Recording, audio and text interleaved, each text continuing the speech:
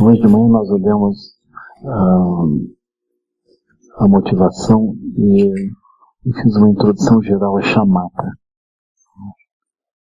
Eu não dividi propriamente em pura e pura, mas eu falei o aspecto de estabilização.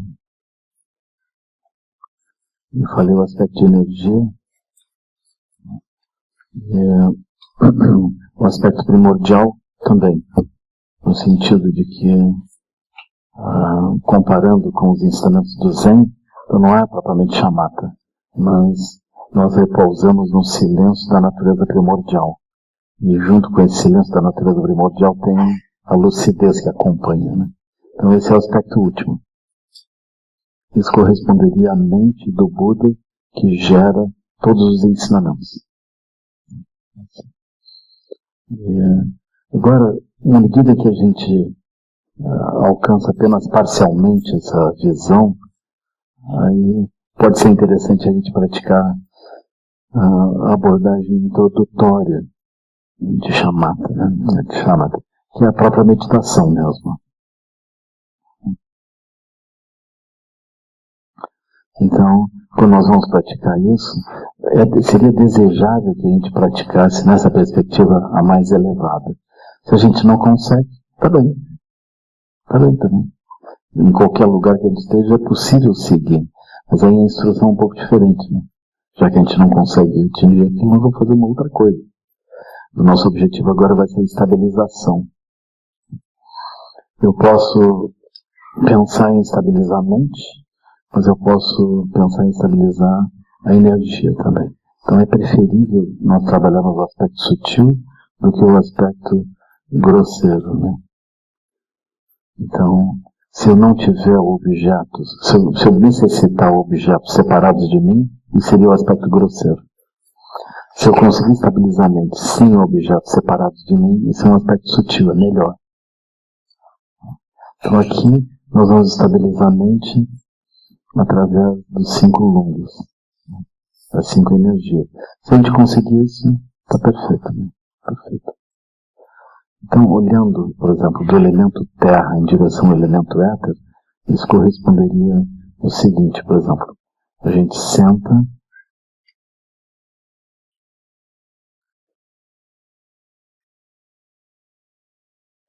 e busca manter estabilidade.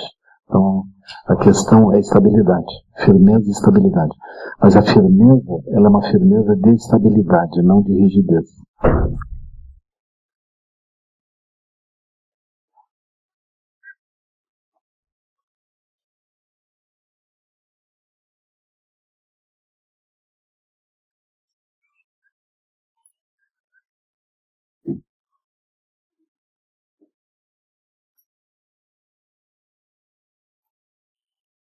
Aí vocês praticam apenas isso, né? Se mantêm no lugar, se mantêm estáveis.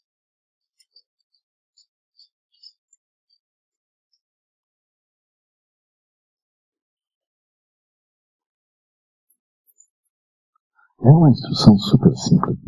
Você senta e não se move, mas não luta contra a mobilidade, apenas foca a estabilidade. A gente não está lutando contra coisa alguma, nós estamos apenas, a gente descobre dentro de nós o acionamento da energia que nos mantém estáveis.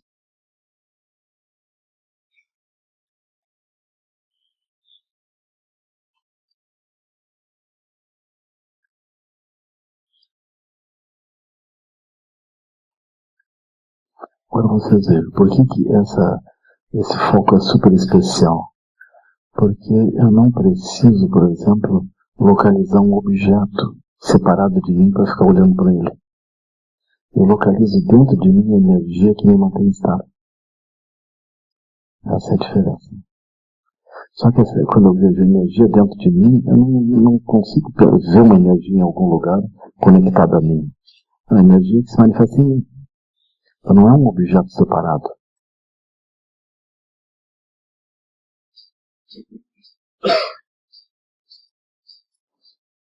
Se vocês quiserem examinar de forma mais profunda o que seria esse acionamento, Vocês vão ver que esse acionamento ele se dá por uma liberdade. A gente produz isso, faz isso acontecer. Então não é alguma coisa causal. Não é assim, eu penso em alguma coisa, então a estabilidade se produz. Não. Eu simplesmente produzo a estabilidade. Não é assim, eu faço uma coisa para obter outra. Não, eu faço aquilo mesmo. Então quando a gente faz aquele movimento diretamente, isso vem de uma liberdade natural desse espaço da mente, desse espaço livre da mente. Então é uma manifestação natural. Produzo a naturalidade da estabilidade.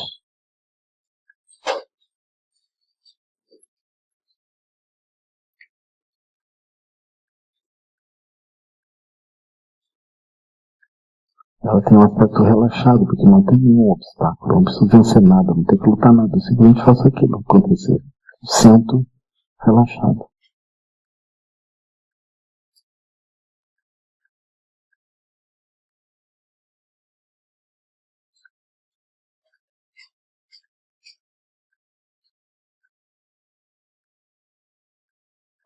Aí, com o tempo, nós vamos ganhando essa habilidade. Então, ela pode se tornar o nosso foco principal de prática. De sempre habilidade. Aí vocês veem, se tem perturbações ao redor, eu mantenho a estabilidade e as perturbações não me levam, porque eu tenho que manter a estabilidade. Se eu me mantenho focado na estabilidade, a perturbação também não é focada. Então esse é o aspecto de niroda, num certo sentido, porque eu vejo uma coisa e não vejo outra. Esse é o recurso de obstaculizar a visão por focar outra coisa. Então eu foco a estabilidade, foco a energia que manifesta a estabilidade.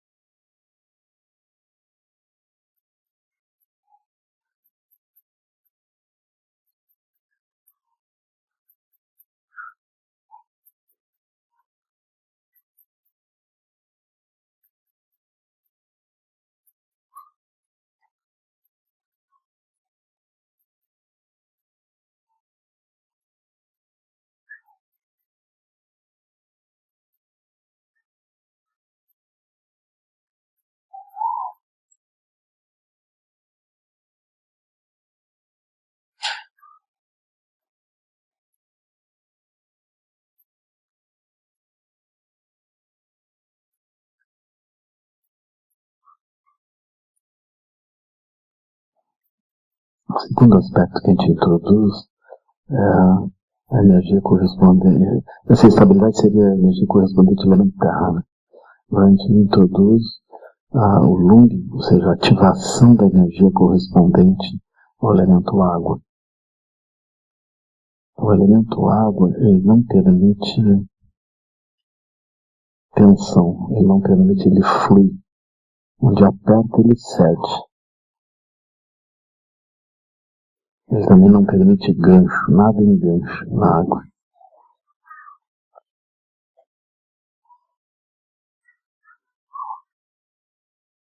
Então eu tenho firmeza e eu tenho relaxamento ao mesmo tempo.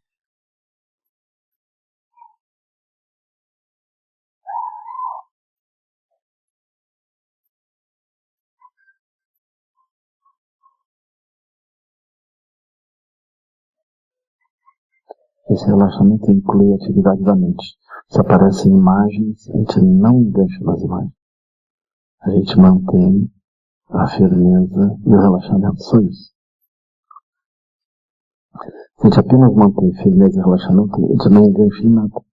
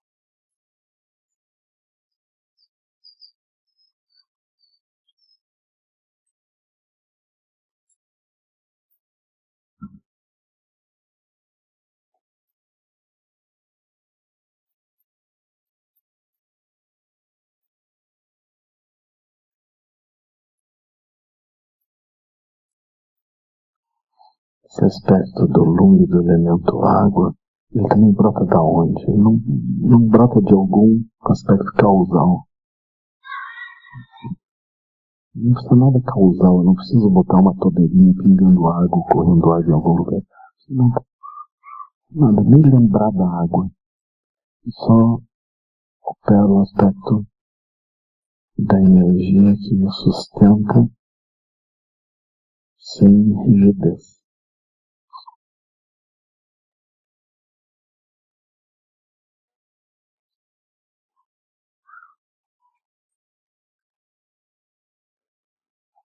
É a energia.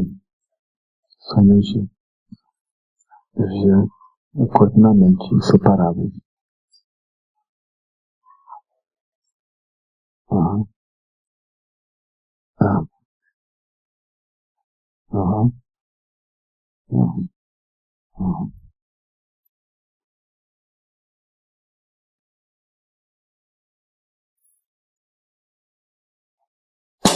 Aí o elemento fogo. O elemento fogo ele produz calor.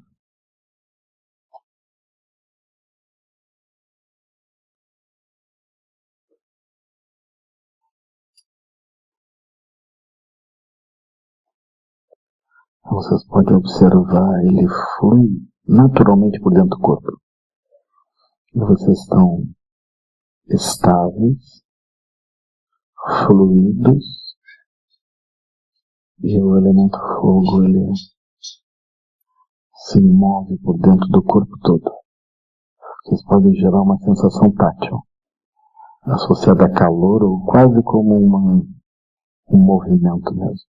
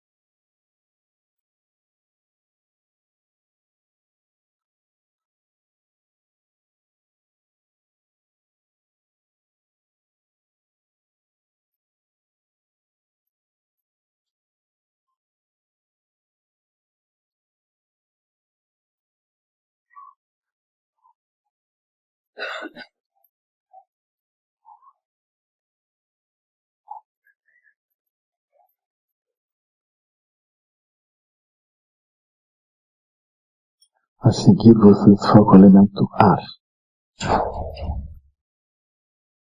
O elemento ar ele ativa o elemento fogo.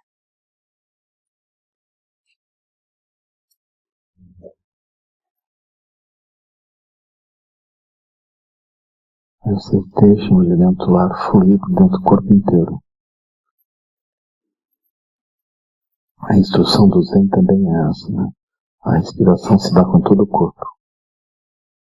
Como se o ar fluísse por todo o corpo.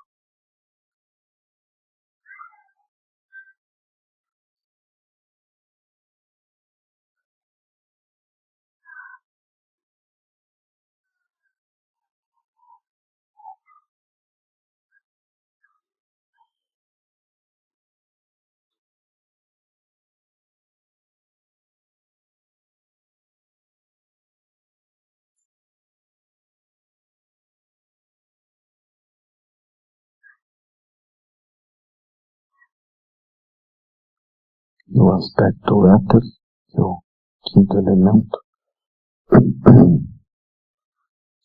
o aspecto éter, vocês podem imaginar como a vivacidade da mente.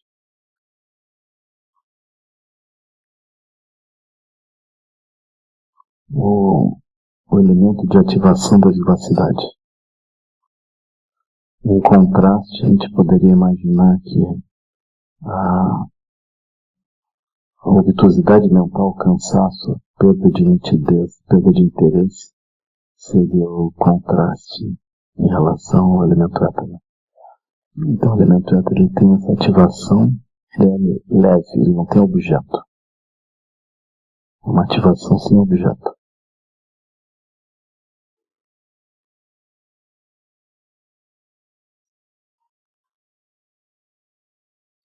Então, essencialmente, nós temos esse brilho no olhar,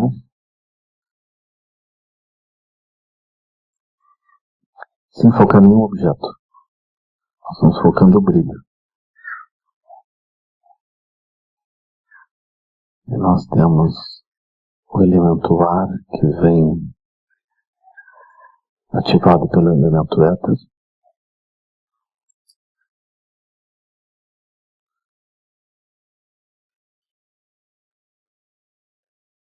O elemento fogo, que vem ativado pelo elemento ar.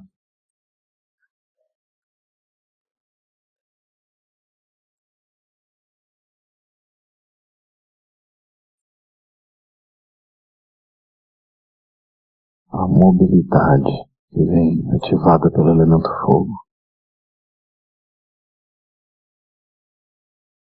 E a estabilidade, que é o elemento terra.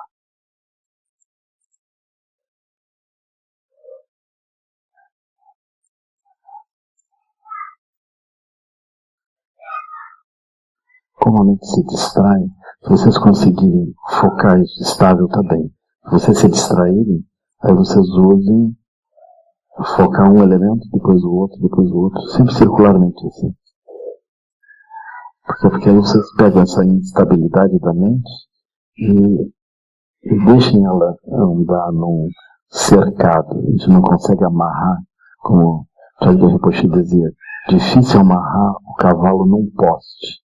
Mas se eu coloco ele dentro de um cercado, ele se move um pouco e ele consegue ficar dentro de uma região. Aqui a gente delimita a região com 5 aspectos. Aí nós nos deslocamos dentro desses 5 aspectos e o cavalo não se aflige. Então os tibetanos comparam o cavalo à mente.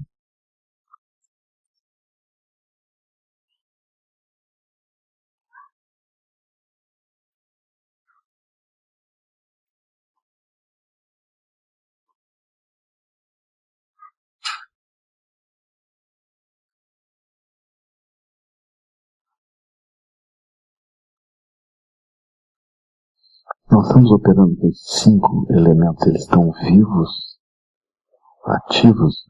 Nós estamos quase que imunes aos objetos sensoriais. Porque os objetos sensoriais, eles ativam essas 5 energias também. Só como as energias estão ativas, nós não estamos carentes de ativação. Então, nós estamos imunes. É como a pessoa olhando um cardápio depois de ter almoçado. A pessoa não tem vontade de pedir nada do cardápio. Então, quando nós olhamos em volta, nós não temos a carência da energia sutil. A energia sutil está suprida. Então, nós não precisamos do aspecto grosseiro que produz a energia sutil. Vocês vão ter a sensação de felicidade. E quando a energia está presente, tem uma sensação de felicidade. Vocês podem ter uma sensação de felicidade e de saúde, porque quando a energia percorre o corpo, a gente tem uma sensação de saúde.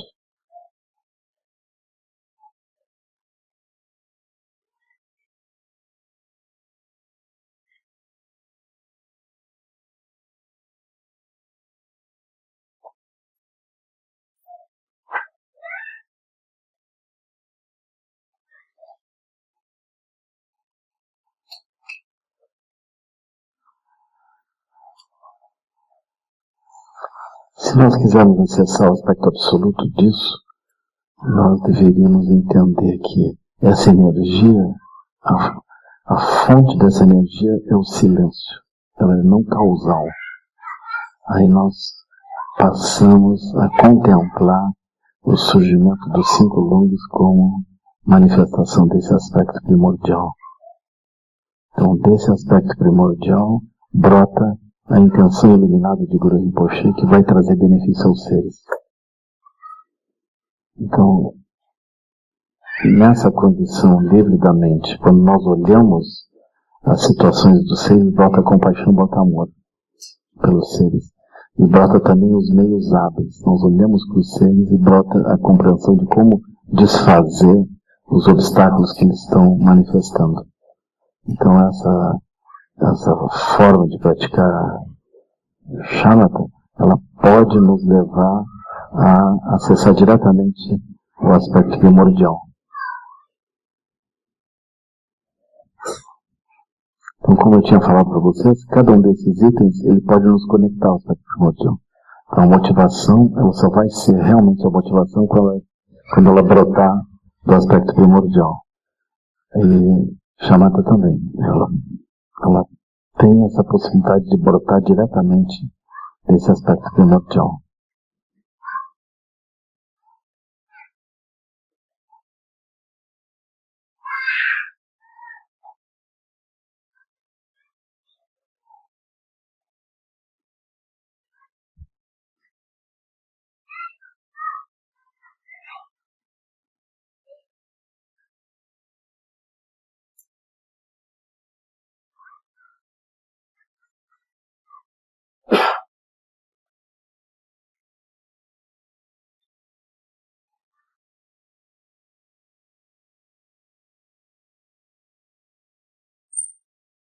Quando a gente penetra nessa prática, aí a gente não tem vontade de parar. Ela é magnética, porque a energia aparece e a gente se sente super bem. A gente vai interromper para quê?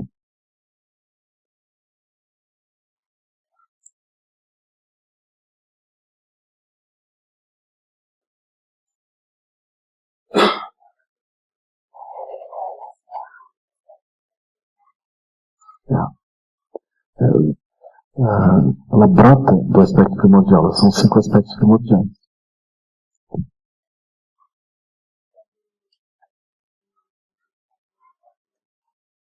É também a mesma coisa.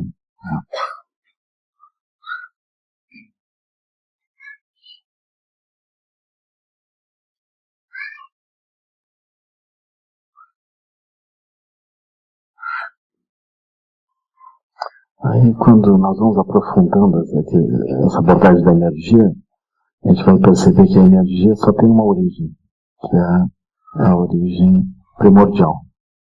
Mesmo a energia condicionada, por exemplo, aparecem coisas e a minha energia sobe e desce. Aí, o que é? A própria energia primordial operando sob condições.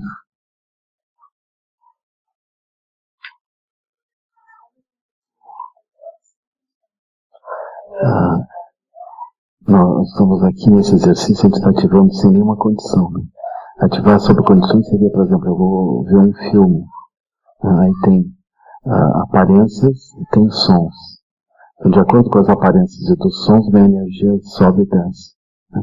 Isso seria a energia modulada por aspectos grosseiros. Porque eu preciso de olhos, ouvidos, nariz, língua, tato, para que a minha energia se mova. Esse é o aspecto do samsara. Samsara necessita, a gente não sabe acionar energia senão através do aspecto grosseiro, de olhos, ouvidos, nariz, língua e tato. Essa é a razão pela qual a gente trabalha tanto. Nós estamos sempre tentando configurar as coisas para que elas fiquem favoráveis, apareça energia a partir de olhos, ouvidos, nariz, língua e tato. Mas aqui, nesse exercício, a gente está furando o samsara diretamente. Nós estamos sentados, a gente faz a energia aparecer independente de olhos, ouvidos, nariz, língua e tato. Então, a gente está tomando isso como a base do shamatha. Né? E a gente vai perceber isso. Que o nosso interesse por mobilizar coisas para aquilo ficar melhor, ele desaparece. Pelo menos enquanto nós estamos meditando, isso some.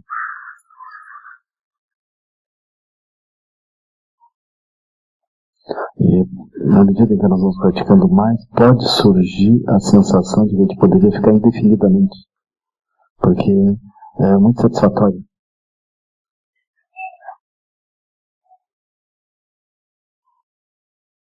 Vocês vão sempre melhorando, assim, né? Por exemplo, surge um pensamento, vocês observem logo no corpo, aquilo, o corpo tensiona um pouco. Aí vocês distensionam. Aí vão circulando pelos 5 elementos. Como a mente, no início, ela é muito volátil, ela é muito flutuante, pode ocorrer de nós nos distrairmos e depois a gente retorna. Mas aí quando a gente se distrai, vocês olham, surgiu tensão no corpo, a respiração se alterou. Vocês vão ver os vários elementos alterados. Se vocês colocarem um filme e ficarem serenos, assim, olhando um filme, de repente vocês estão andando por dentro do filme, assim. Aí a energia começa a se perturbar. Então vocês vejam que o aspecto cognitivo ele aciona, ele é geminado com o aspecto de energia. Assim nós vamos agora estabilizar. Se vocês conseguirem estabilizar diante daquelas imagens e sons, o aspecto cognitivo não entra. Vocês talvez nem lembrem o que aconteceu.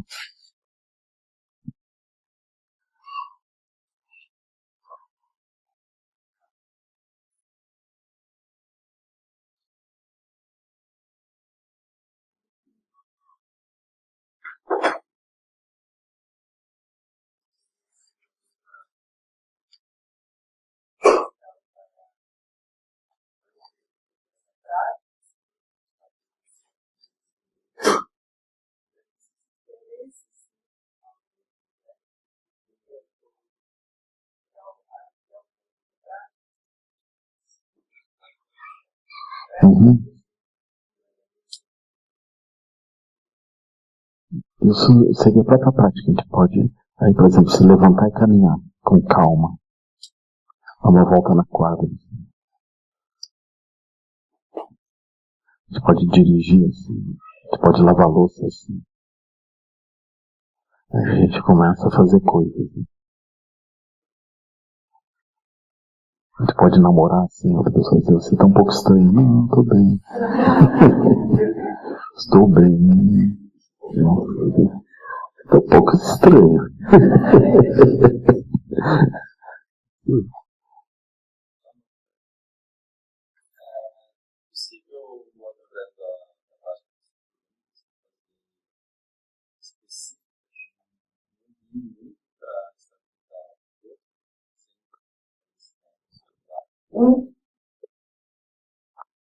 Aí eu uso o éter, né? Se o éter surge,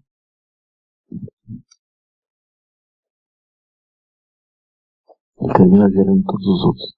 Na medida que vocês vão se familiarizando, vocês vão entendendo que viver significa mobilizar os 5 lumes.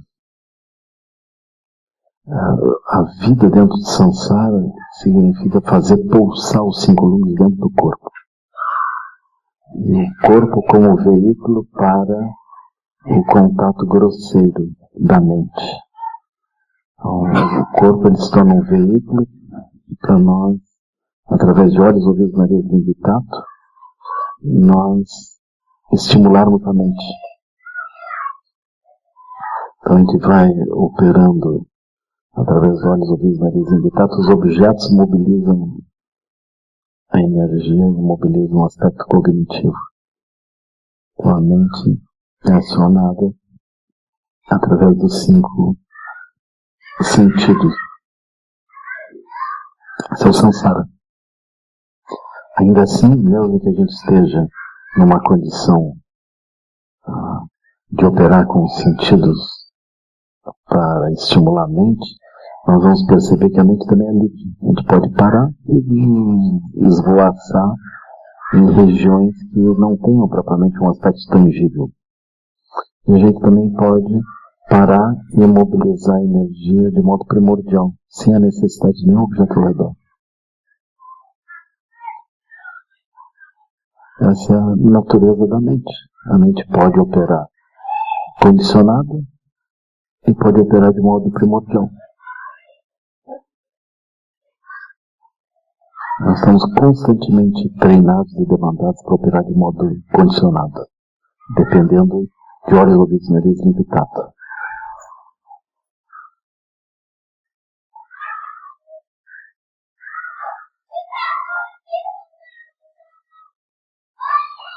Aí, progressivamente, a gente se familiariza com o aspecto primordial da mente. A motivação de um Bodhisattva, ela só pode se manter se ele tiver a energia dele brotando a partir do aspecto primordial. Se a energia dele brotar na dependência dos objetos, ele não consegue trazer benefício para os outros, porque ele é arrastado junto, através dos processos kármicos. Aí ele estaria obedecendo os 12 elos da originação dependente, que é a essência do samsara. Então aqui quando a gente senta em shamatha, nós estamos atravessando, nós estamos saindo do samsara. Porque o samsara não é um lugar. O samsara é uma forma de operar a mente. Se a gente quiser definir isso, a gente diz: o samsara é a forma de operar a mente de tal modo que a nossa energia fica na dependência do que nós imaginamos ou do que nós experimentamos de modo sensorial. Isso é o samsara. E nós estamos treinando o quê? A gente senta para treinar a capacidade de se manter estável, independente do que acontece em volta. No início, a gente suprime, a gente evita os objetos. Como é que a gente evita os objetos? A gente foca alguma coisa de modo intenso, de tal modo que o resto não aparece. Mas aí vem, isso é shamatha impura. Aí depois vem shamatha pura. Shamatha pura a gente abre os sentidos físicos, sem perder a estabilidade. É super necessário. A gente não pode pretender avançar em lucidez se não produzir essa capacidade de andar nos lugares, fazer contato e manter a energia estável, sem se perturbar.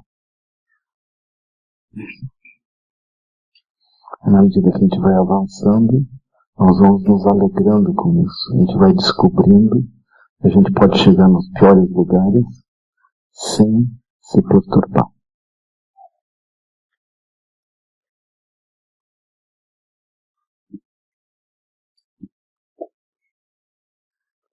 Os piores lugares, eles não são os piores. Os piores lugares são os melhores lugares. A gente pode chegar nos melhores lugares também sem se perturbar. Assim que os piores lugares são lugares que a gente fica chocado, né? Perturbado. E os melhores lugares, a gente chama os lugares que a gente se sente super bem.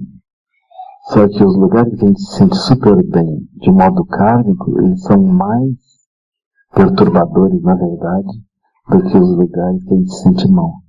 Porque os lugares onde a gente se sente mal, eu diria os piores lugares, a gente quer escapar. Enquanto que os lugares onde a gente se sente bem, a gente quer se fixar. Quando a gente se fixa, a gente não localiza nisso um problema. Por isso esse é o pior lugar mesmo. Ou seja, o reino dos infernos ninguém acha bom. Já o reino dos deuses, todo mundo tem todos os receptores kármicos para se deslocar para lá e ficar lá, tomando sol, chazinho de limão, feliz. Né?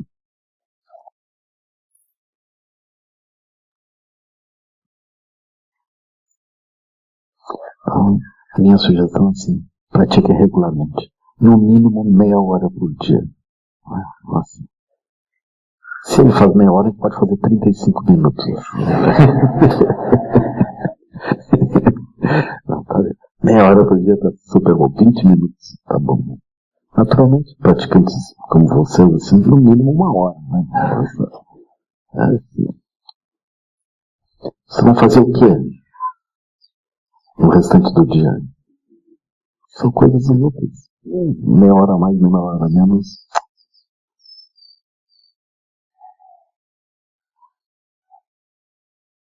Pode fazer uma grande diferença.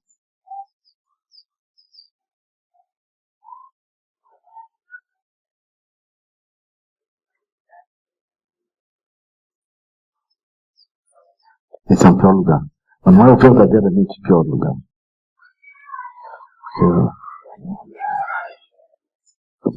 No caso de estar preso ou estar visitando um preso? Como?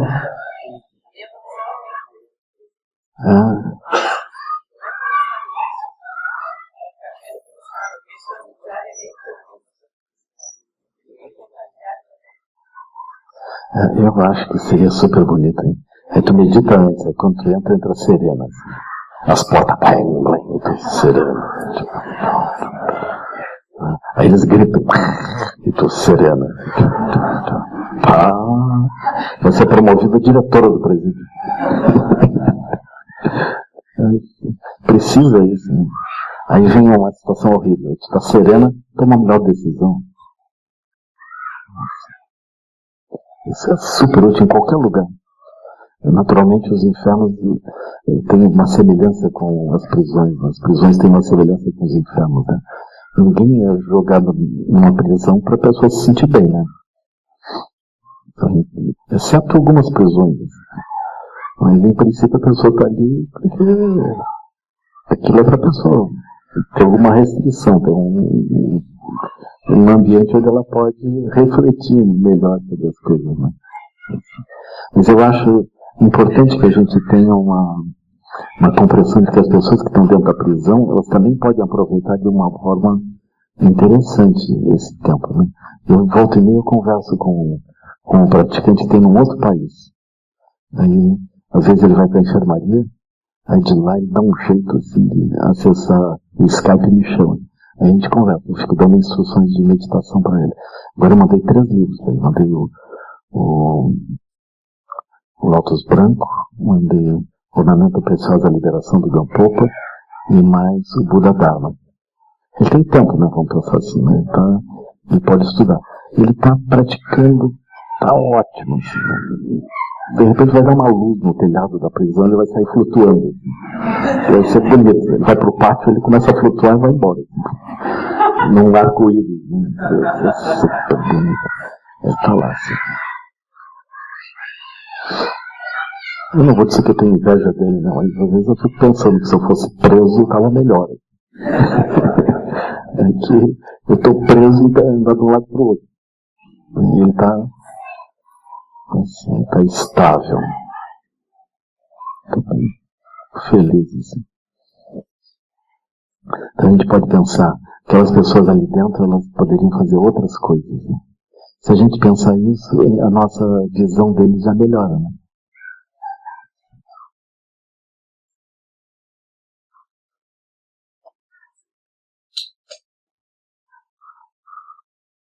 Agora, a estabilidade, ela é sem razão. Então, eu não preciso que o ambiente seja de um tipo ou do outro. A estabilidade, ela é primordial. Esse é um aspecto. Primordial significa que ela não precisa de alguma coisa. Se a nossa estabilidade depende das circunstâncias, aí a nossa estabilidade é flutuante, é um problema. Então, a gente tem que treinar isso. Não é que eu vou ter uma estabilidade naquelas circunstâncias. Não. A estabilidade é além das circunstâncias. Ela não tem antídoto também, né? Eu neutralizo as circunstâncias para então a estabilidade surgir. Ela é sem razão. É uma estabilidade que não tem nenhuma causalidade. Ela é simplesmente uma estabilidade. Se você está tão tranquilo, o que você pensa para ficar tranquilo? Eu, na verdade, se eu pensar, eu me perturbo, então eu já não penso. Eu não estou me movendo pelos pensamentos. Você está achando que as coisas estão indo bem? Não, eu não estou achando nada. Eu apenas estou equilibrado. Assim. Você já se deu conta que vai afundar tudo? Eu estou simplesmente equilibrado. Se afundar, tudo bem. Se não afundar, tudo bem também. Então, assim. Mas em 100 anos tudo afunda, com certeza. Né? Então não escapa ninguém. A gente já está numa tragédia, né?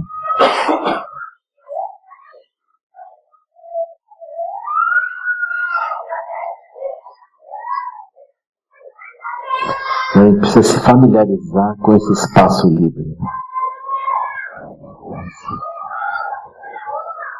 Essa é uma estabilidade que não vem das bolhas. É uma estabilidade além das bolhas. Isso é chamata. Se a gente conseguir, isso é uma boa coisa. Se não conseguir, nós vamos praticar dentro das bolhas. Aí, se as crianças brincam, nos perturbam. Que deveria ser um lugar de respeito. As crianças não gritam. Começa assim.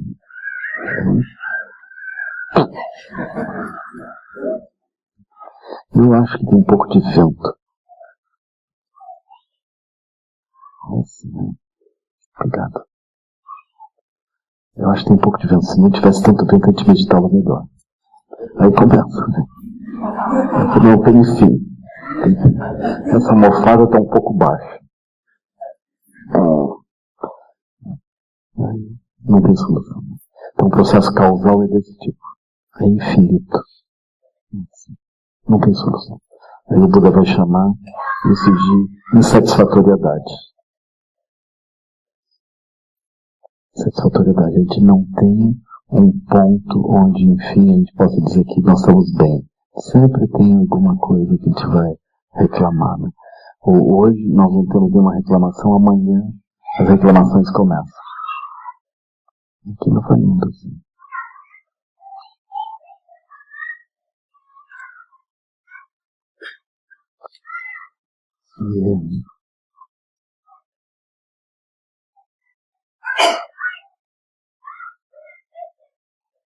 Então a gente pratica chamata.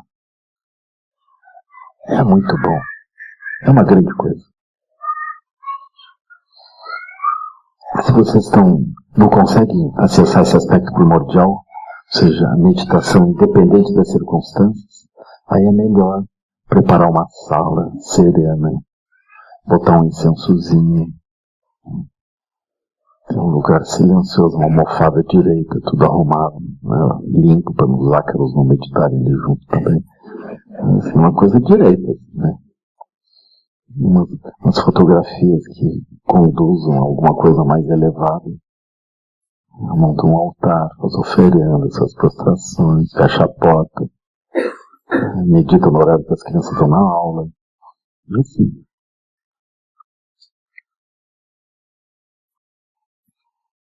Então nós estamos dependendo das circunstâncias.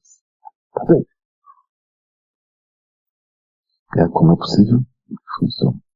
Se tiver ruído, a gente não consegue meditar. Outro dia eu estava falando com uma praticante.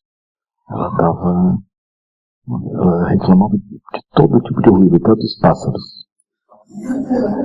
Até de passarinho. Aí nós estamos preparando um lugar para ela meditar. Ela disse que ela tinha muito medo de borboletas. Assim, isso é grave. Aí eu resolvi, vou dar real. Lá no Dharmata tem escorpião, jiboia, tem cobra de todos os tipos, tem cascavel. Ela disse, disso eu não tenho medo, eu só tenho de borboleta.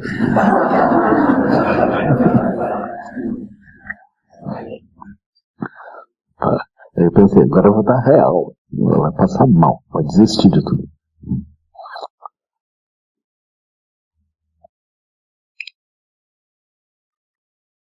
Então é assim, né? A gente tem essas condições. Se a gente meditar dentro da bolha, nós podemos meditar um longo tempo. Longo tempo significa assim, anos. Mas se a gente continuar meditando dentro da bolha, onde é que a gente está? Na bolha. Melhor o quanto antes a gente meditar fora da bolha. Fora da bolha é o aspecto primordial. Não importa o que esteja acontecendo em volta, faça a energia aparecer. Se vier alguém furioso dizendo, você não está fazendo nada, me ajude a lavar a louça, você não se mexa. A pessoa vier com uma frigideira ameaçando, aí você pensa, grandes praticantes morreram. Fique bem sereno.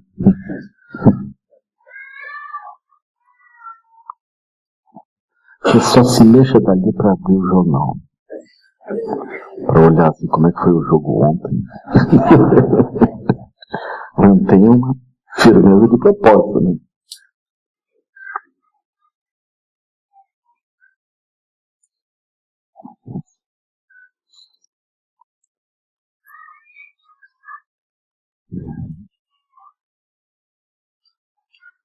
É super importante manter estabilidade. Vocês vão pensar assim, não é assim, manter estabilidade em meio às perturbações. Não é isso. É manter estabilidade, não tem em meio a qualquer coisa. Estabilidade é uma coisa que independe das coisas ao redor. Isso é o aspecto primordial. Manter estabilidade. Eu lembro o Mestre Dogen, né? Ele teve uma falhazinha, assim. Aquele filme do Mestre Dogen, vocês viram o filme dele? É muito interessante, né? Aí tem uma hora que tem o... É o Zen, isso. Aí o senhor feudal, aquele Shogun, diz, eu vou matar você. Ele disse, momento, deixa eu me aprontar aqui. Ele sentou, arrumou a roupa, tudo disse, agora... Aí o Shogun não teve coragem de cortar a cabeça dele, né? Se fosse o pessoal mais moderno, cortava, né? Mas ele não teve, não teve coragem. Mas a falha dele foi assim, não, só um momento, deixa eu sentar. Não precisava isso. Tá aqui, fica à vontade. Por quê? Porque a lucidez não precisa sentar.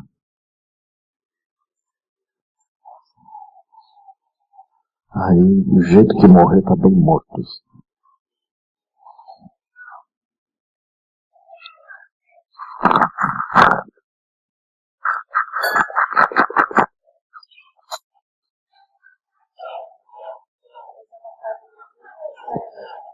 A história é assim, eu tô brincando com a falha, né? Só pra... Não, ele se dispôs a fazer isso. Eu imagino que o filme retratou a verdade, assim, né? O que aconteceu. Pode ser que não, né? Pode ser que não. Ah, tem isso também, né? O mestre todo que eu conheço não ia sentar. Ia dizer, tô pronto, pode cortar.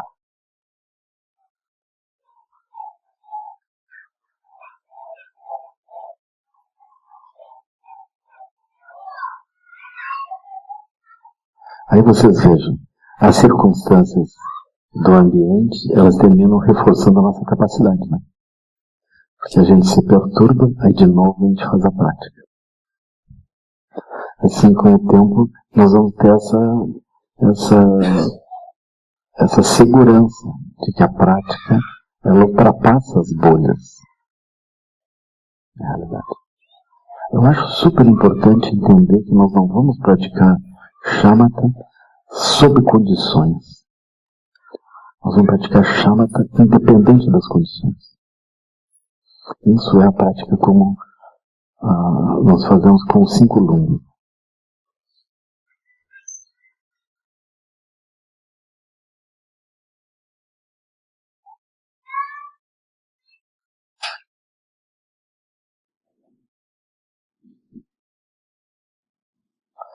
O Charles Rinpoche me disse, mantém uma fendazinha de passagem de ar na boca.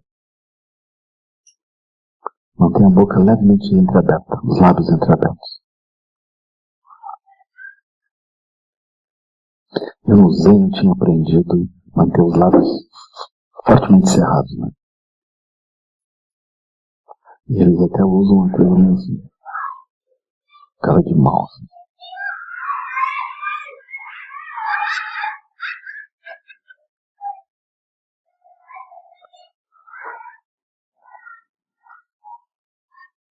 Aí com o tempo eu fui testando isso. A minha sensação é que não devia deixar a boca, os lábios entreabertos.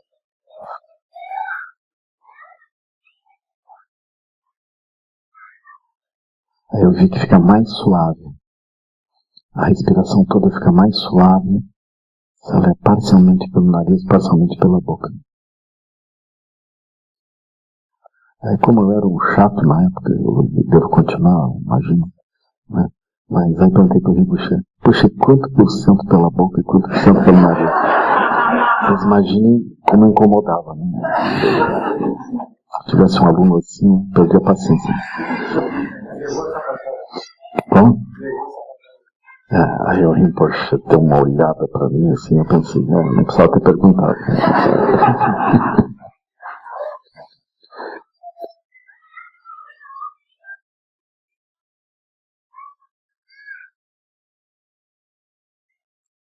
Aí vocês vão ver isso assim. alivia a respiração. Porque aí a passagem de ar no nariz é mais lenta. Porque o mesmo volume de ar passando pelo nariz e pela boca, ele passa mais devagar. A respiração fica mais suave.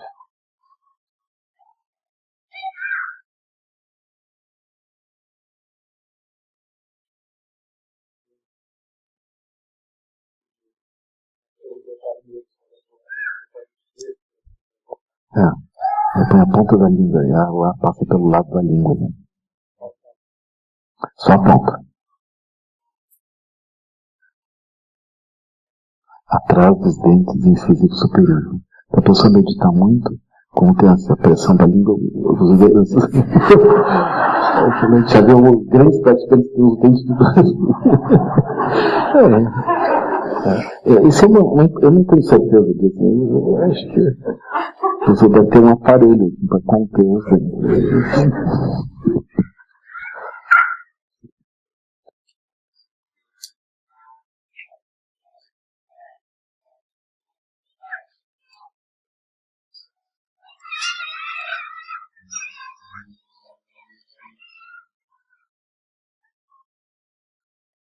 Quando os ruídos incomodarem vocês lembrem, a energia independe da operação dos sentidos físicos.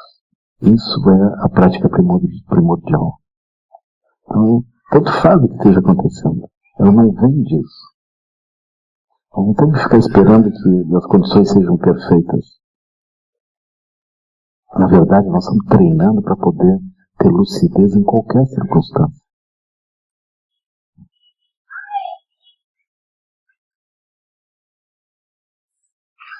Aí a minha sugestão é assim, pratiquem, aproveitem isso. Vocês vão descobrir rapidamente, vocês vão avançar rápido, assim, super rápido.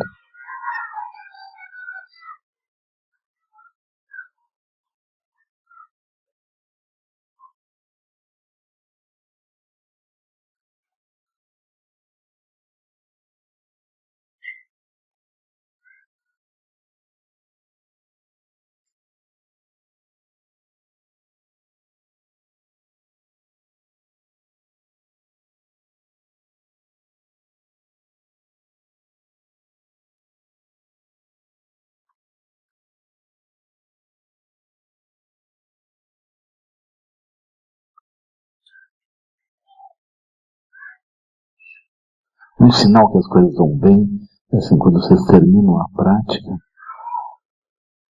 vocês têm uma sensação de que foi bom. Vocês aproveitaram o tempo, vocês estão com o corpo melhor, a mente tranquila, a vida descomplicou. Se vocês estiverem fazendo uma prática dentro de uma bolha, lutando contra as perturbações que vêm de olhos, ouvidos, nariz, língua e tato, e lutando contra as perturbações do próprio corpo, vocês terminam a prática com uma sensação de alívio. Ah, que bom que terminou isso. Agora só semana que vem. Uau! Acho que deve dar um trabalho atingir iluminação aquilo. Opa! Essa coisa não é fácil. A pessoa tem uma sensação de peso. A pessoa entrar num retiro, vai começar a passar mal. Tem um tempo assim. Eu me lembro de retiros que a gente fazia na época do Zen, onde o foco principal é disciplina, né? Mas se a gente não tem instrução desse aspecto da energia, a gente pensa que não é o relaxamento, mas é a força, a luta contra as perturbações que acontecem. Aí a pessoa fica extenuada. Eu ficava com dó das pessoas, né? Aí descia o que eu saco, né? Pá! O que eu saco nas pessoas. Tem que ter. Aí era assim, começava a sexta de noite, sábado dava um peso. Né? Aí domingo de manhã, praticando. Aí domingo de tarde, muitos já tinham ido embora. Não estavam aguentando. Aí dói as costas, dói tudo, porque a pessoa faz força, ela luta contra aquilo. Aqui nós não temos, a gente não quer ser herói. 15 minutos, nós estamos iniciando uma chave, e a cada 15 minutos a gente trocar de posição, alongar um pouco. Assim, iluminação para meninas. Nada de heroísmo. Nada de pensamento heróico. Não queremos nenhum herói aqui. Isso me lembra aqui de um praticante que eu não vou nomear, porque ele segue praticantes desse. Mas aquilo é muito bonito. Quando a gente foi fazer o retiro de 1 a 8, uma das primeiras vezes que a gente foi fazer o retiro de 1 a 8 lá em Viamão, né? Aí ele chegou com o katana, sabe aquela espada japonesa? E botou em cima da mesa. Eu pensei, pá, isso não é uma coisa boa. Aqui vai estar todo mundo sereno, só meditando a espada aqui. Vai que ele tem uma ideia estranha durante a meditação. E entrar armado, né? Quando muito uma faca de gaúcho. Uma coisa assim, agora uma espada. Ele chegou assim, cerimonial, né? Toma uma roupa preta assim. Pá. Aquilo não durou 2 dias. Se mandou, não aguentou a meditação. Passou mal. Tinha tensão demais. Aí eu lembro da Carmitinha lá de Recife, né? Assim, 1,5 metro. Frágil, magrinho. Sorridente, leve, sentou. Fez os 8 dias de retiro super bem. Do lado dela estava o André Fraga, né? Peludo, grandão, terrível, assim.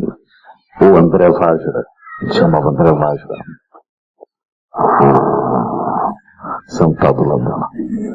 Aí ele dizia, depois do retiro, eu tinha vontade de bater minha cabeça contra a pedra daquilo, não estava aguentando. Passou mal, assim. Porque essa tensão, esse poder todo não é o caso. A gente senta com calma, simplesmente energia aparecendo. Eu vi também algumas meninas entortarem, assim, para não deixar só os meninos, né? Eu vi, teve uma praticante que entortou.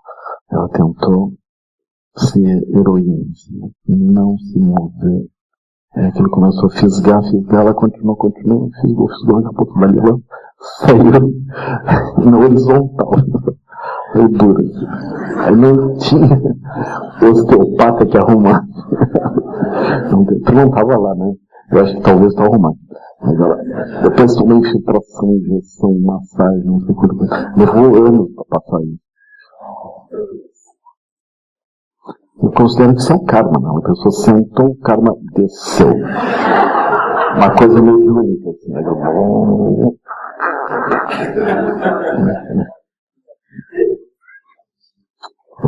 Então, se você sente uma coisa mais pesada, assim, um agulhar aqui, ele pode ser o tal encosto do karma.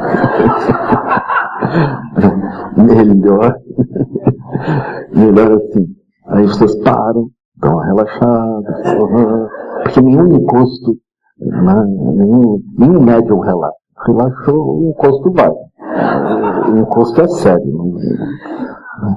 Aí vocês relaxam, acordam, aí não encosto. Esse aqui não serve. Então ele precisa desfazer essa tensão, né? Desfazer. Aí senta de novo.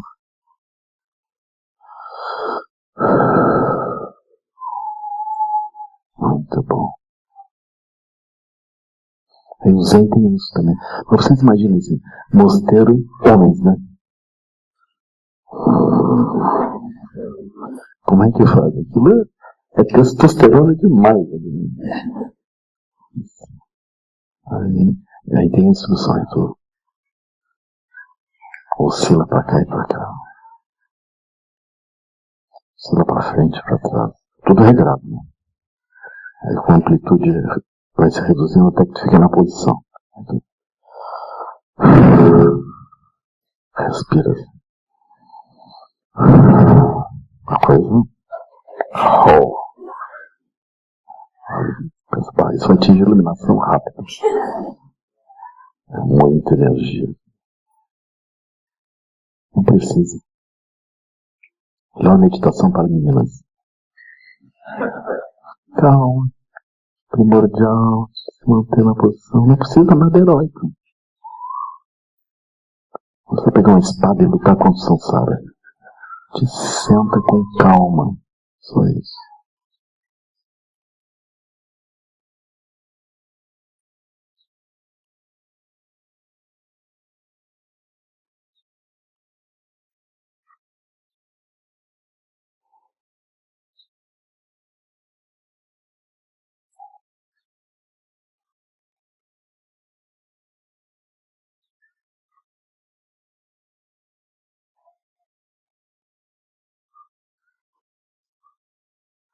Se você estiver dentro de uma bolha, lutando contra as perturbações que aparecem dentro da bolha,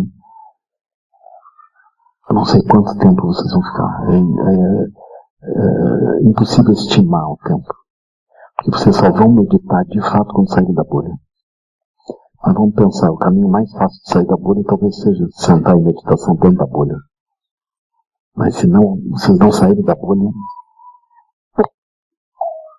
sem solução. Então, tem pessoas que eu vou acompanhando, as pessoas são persistentes, elas sentam dentro da bolha, se mantêm praticando dentro da bolha.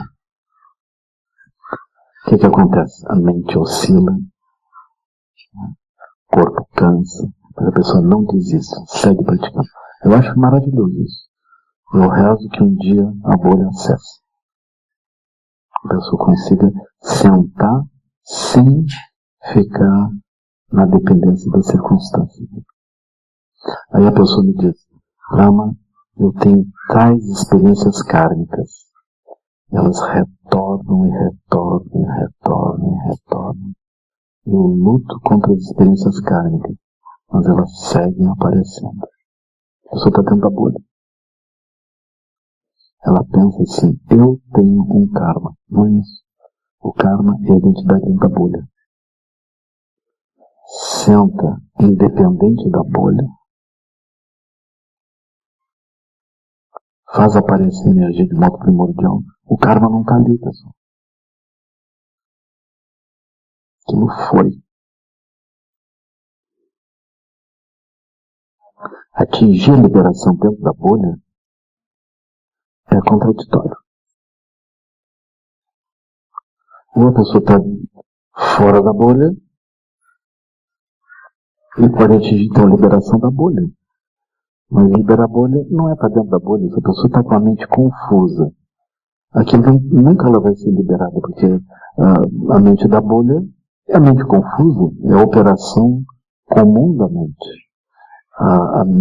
A liberação é a mente operando a partir de uma base primordial, sem razão. Se a gente tiver a partir de uma base desse tipo, então, por exemplo, a nossa estrutura kármica pode dizer assim, se eu medito em silêncio, fora desses problemas, isso é fácil. Mas se eu vou para dentro disso, eu não consigo meditar, claro. Por quê? Porque a pessoa puxa os condicionantes. Aí ela aciona os condicionantes.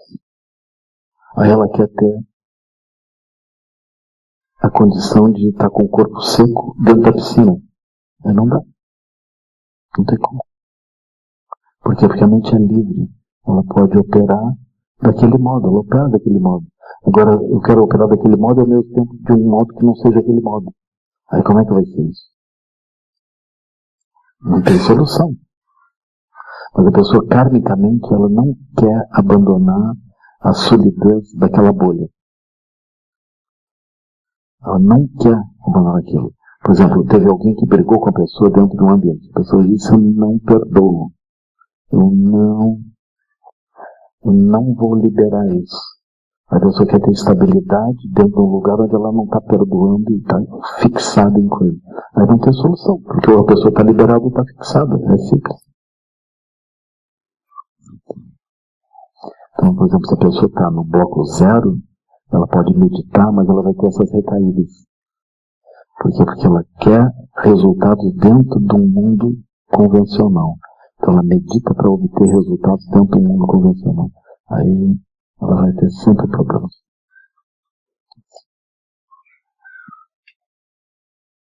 A gente precisa perceber o aspecto primordial da energia e da mente. Aí a chamata avança. Realmente avança. Ou seja, uma estabilidade sem razão, sem causa.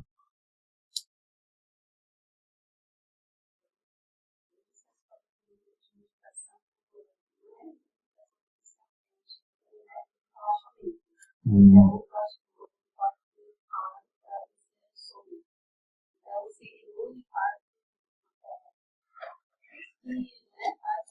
Uhum.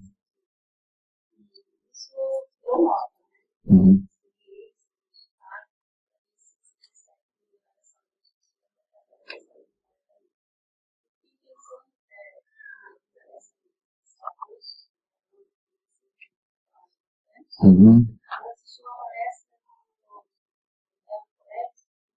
Uhum. Uhum. Ele fala que se você tivesse um foco completo, total, para eles conhecerem, a vez, e naquela vez dá um passo. Então, algumas pessoas, eles chamam de tal. Ele mostrou também os livros que certas neurônios fazem.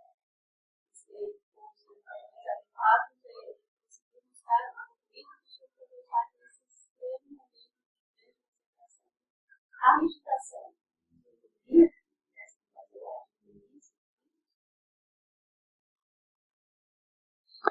A meditação, em princípio, ela não diz respeito a neurônio, mas ela vai ter um reflexo nisso.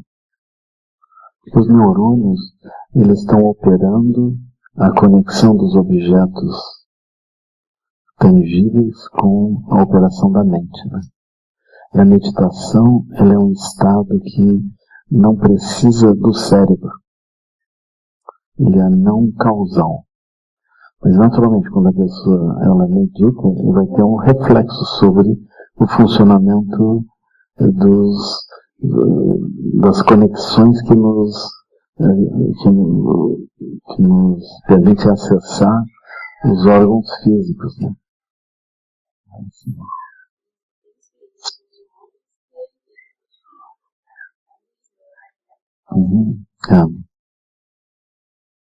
Eu acho que eles não vão encontrar um padrão.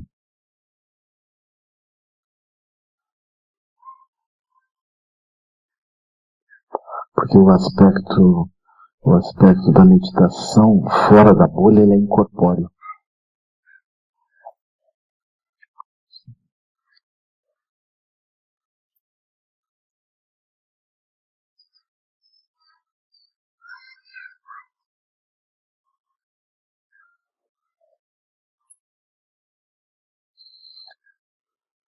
Aí nós manifestamos chamata impura e aí manifestamos chamata pura.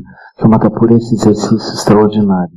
A gente mantém a energia e a mente livres dos acionamentos sensoriais.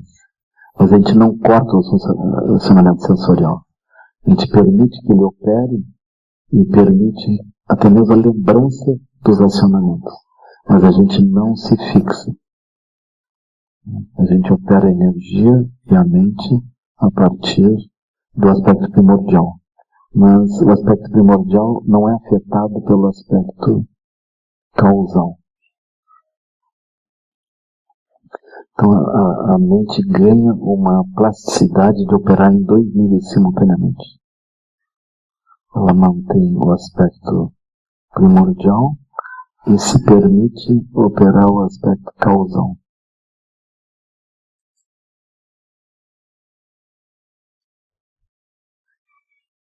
Vamos supor, nós estamos aqui meditando em silêncio de um modo não causal. Aí nós escutamos as crianças. Elas não perturbam esse funcionamento. E esse funcionamento não perturba a mente que vê as crianças. Quando termina a meditação, nós continuamos equilibrados e a gente se lembra. Durante a meditação aconteceu tais coisas. A gente precisa disso. Isso é a mente do Buda, o aspecto de chamata não causal, olhando o mundo Se o aspecto não causal bloquear o aspecto causal, nós não temos como ajudar os seres do mundo causal. Se o aspecto causal bloquear a mente não causal, sempre que a gente fizer acesso ao mundo, nós nos perdemos. Então nós vamos precisar dessa capacidade. Isso é trabalhado com shamatha pura.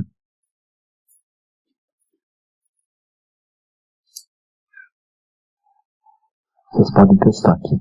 Aqui no tráfego é perfeito, né? E nós estamos serenos e a gente precisa. Tem um longo tempo, né? A fila do tráfego. Longo tempo. Se a gente pratica paciência, não é o caso. A gente pratica estabilidade, né? Não causal. A gente segue. Quando a gente encontra as pessoas também, estabilidade não causal. Vocês ouvem as pessoas, mas vocês estão dentro de um equilíbrio não causal. Vocês aprendem, vocês são médicos, advogados, etc.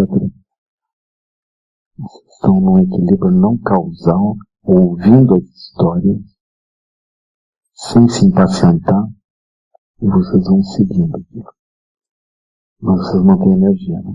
Se vocês são pais e mães, é mais agudo ainda, né? Aí vocês mantêm isso e ao mesmo tempo acompanham o que está acontecendo, mas treinam o aspecto não causal. Isso tudo é shamatha. Super importante. Se vocês estão correndo na praia ou em algum lugar, vocês mantêm o aspecto não causal da energia e ao mesmo tempo vocês mantêm o corpo correndo. Vocês vão ver que vocês correm muito mais. Vocês cansam muito menos. Aí a gente percebe como o cansaço está associado a aspectos kármicos. O karma é que tem um nível de desconforto em algum lugar, o karma repercute aquilo muito mais.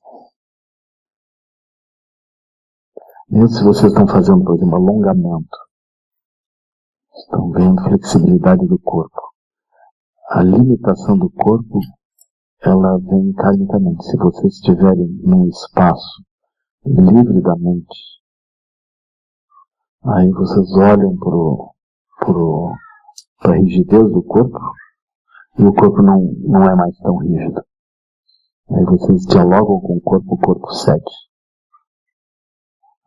Mas se a gente tiver um comportamento kármico, a gente vai querer penalizar o corpo, a gente vai querer ganhar do corpo, vai querer pressionar o corpo. Aí a gente vai ter problemas.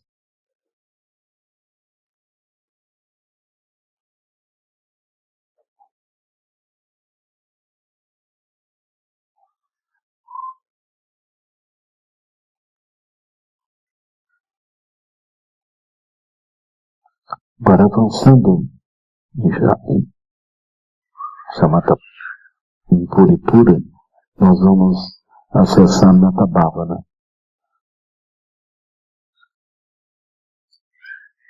Então, Bhavana é meditação, meta é amor. Então, meditação do amor universal. Se o amor em direção a todos os seres, então, ou em direção a cada um dos seres.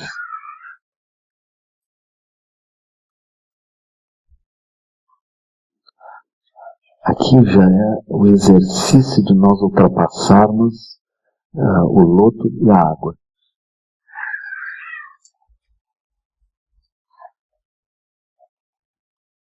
Então a gente praticou shamatha, tem essa capacidade não causal operando.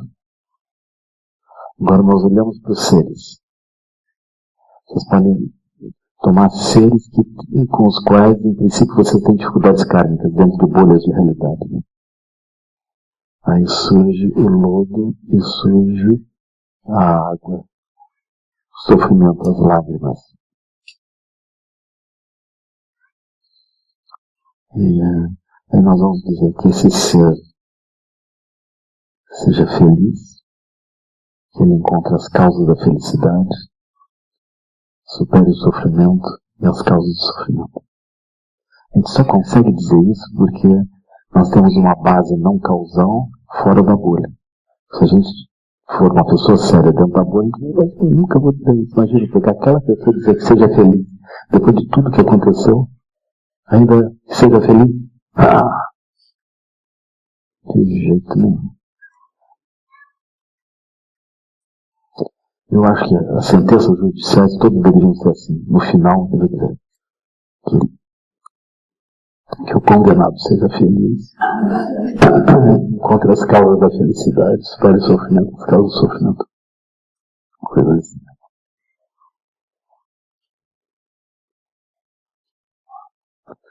Aí quando decreta o divórcio, aí o juiz diz que as partes, enfim, sejam felizes, encontre as causas da felicidade verdadeira, porque por enquanto não deu certo, mas pode ser que no futuro superem o sofrimento e as causas do sofrimento. Publique-se.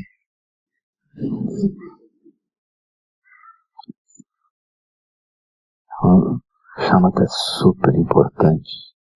E daí nós ganhamos essa estabilidade não causal. A gente pode gerar Metta Bhavana. Por vezes os conflitos surgem na nossa vida por razões que a gente desconhece.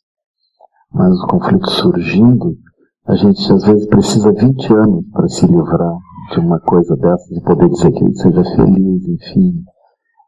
Aí com o tempo a gente pode descobrir que 20 anos é pouco. 20 anos é pouco. 30 anos. Eu acho que 30 anos é pouco. 40 anos. Não sei se 40 anos vai resolver. Eu acho que só depois de morrer. Então a gente tem essa dificuldade. As estruturas kármicas, elas nos perturbam. É necessário a gente poder perdoar todo mundo enquanto a gente tem a nossa mente livre. Quando vocês estão olhando para alguém e perdoando a pessoa, esperando que ela seja feliz, supere o sofrimento, encontre as causas da felicidade, supere as causas do sofrimento, vocês estão dizendo isso, vocês estão desarticulando os componentes kármicos internos. Vocês não pensem que isso diz respeito ao outro. Isso diz respeito a vocês, a cada um de nós. Então, quando a gente diz isso, aí na sequência a gente pode olhar para essas pessoas e ver o lodo e ver a água. Nós não estamos mais reagindo contra a pessoa. Nós temos agora a capacidade, a energia primordial, nós temos o olho livre das condições, a gente aspirou que a pessoa se livrasse dos obstáculos, encontrasse felicidade, e agora nós podemos ver as dificuldades da pessoa e aspirar que aquelas dificuldades se dissolvam. É o lodo. A gente pode olhar o sofrimento da pessoa e aspirar que aquilo se dissolva. Aí nós surgimos como talo do lótus, com essa aspiração de encontrar um meio de beneficiar as pessoas para que aquilo se dissolva. Né? A gente precisaria fazer esse exercício, sabe? Então a gente volta para a motivação, na verdade, né? A gente volta para esse item, assim. Metta Bhavana, a gente vai olhar as pessoas, olhar circunstâncias que nos condicionariam, nos impediriam de manifestar o talo do lótus, e a gente vai conseguir manifestar esse talo do lótus para benefício dos seres. A gente vai fazer isso. Isso nos cura totalmente. A gente precisa fazer uma relação das pessoas com as quais nós temos esses obstáculos. E resolver isso, né? Uma a uma. Isso não é um problema da relação com a pessoa. Isso é uma questão interna nossa, da operação da nossa mente. Se a gente não conseguir resolver isso, nós não temos como ir adiante.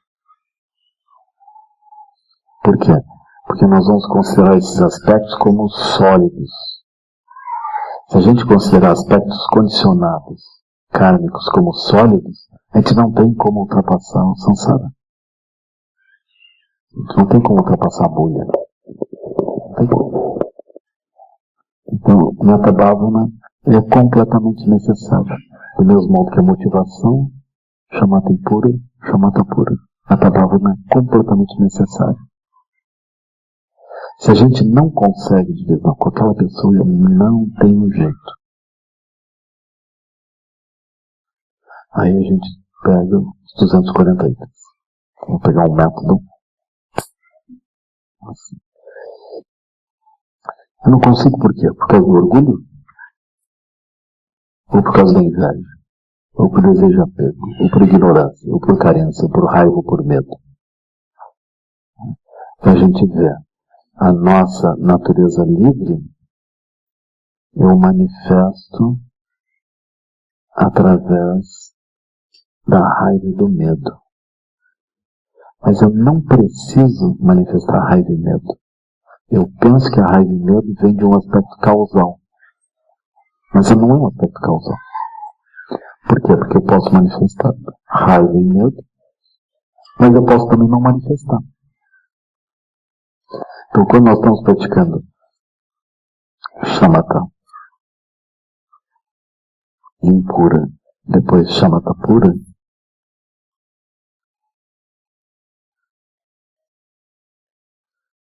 nós aprendemos a manter a energia brotando de uma fonte primordial, independente de causas. Isso nos permite olhar as causas sem ser perturbado. Então eu descubro, eu posso estar sob o efeito das causas, mas eu posso estar com a energia no aspecto primordial, não preciso estar sob o efeito das causas. Aí, quando eu vejo a raiva e o medo manifestando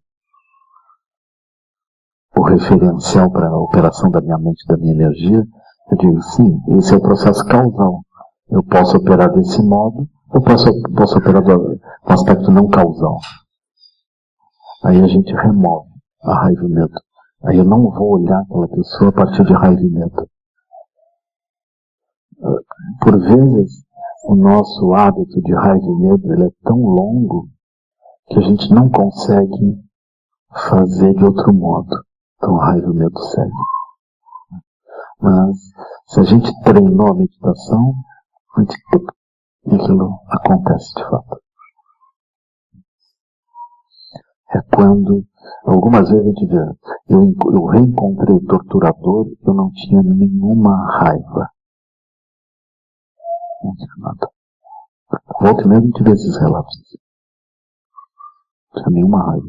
Os tibetanos dizendo, eu treinava todos os dias para não me tornar igual ao torturador.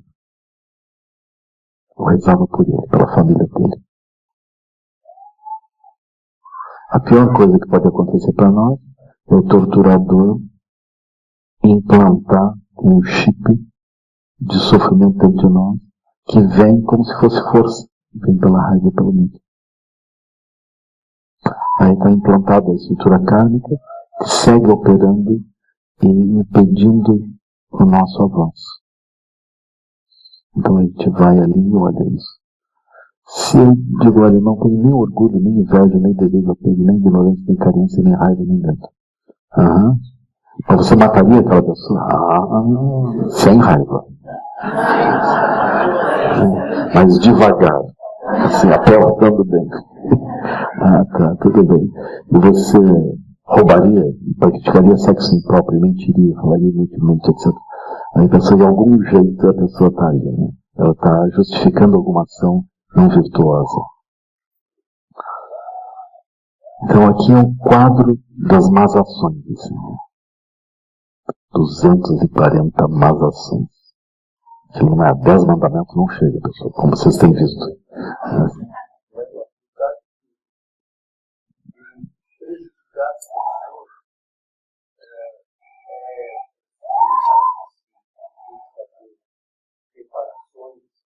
Melhor.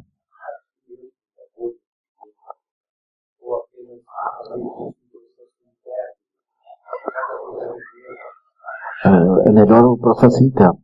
Depois a partir do processo interno, a gente olha e vê se a gente consegue fazer alguma coisa, né?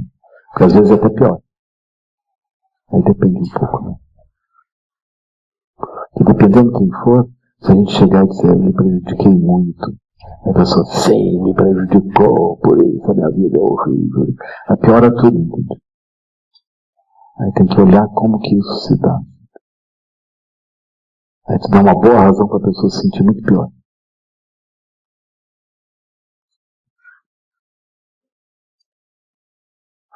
Então, aí nós vamos para esse quadro de 248.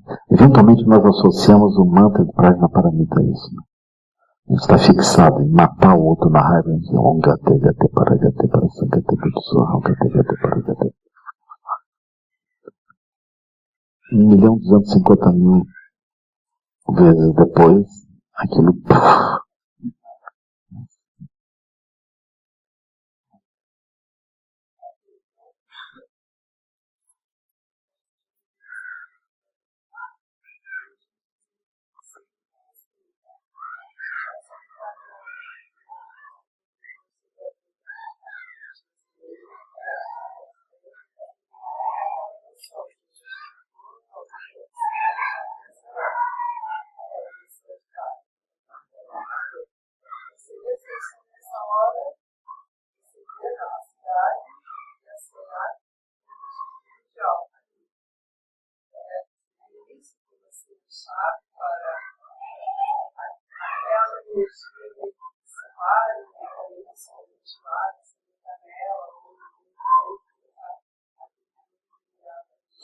Melhor seria a pessoa não abandonar, a pessoa sempre manter o foco na energia primordial.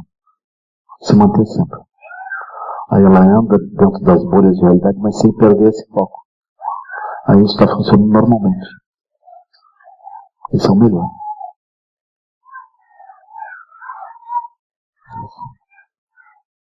Aí a bolha não tem poder. Aí vocês terem descobrido que o sangue do Buda tem poder e a bolha não tem. E a gente vai avançando.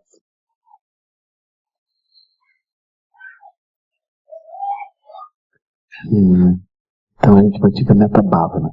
Aí nesse momento é o contrário, né? Por um tempo a gente não quer ter inimigos. A gente não quer ter pessoas que a gente se perturbe. Não quer nem lembrar disso.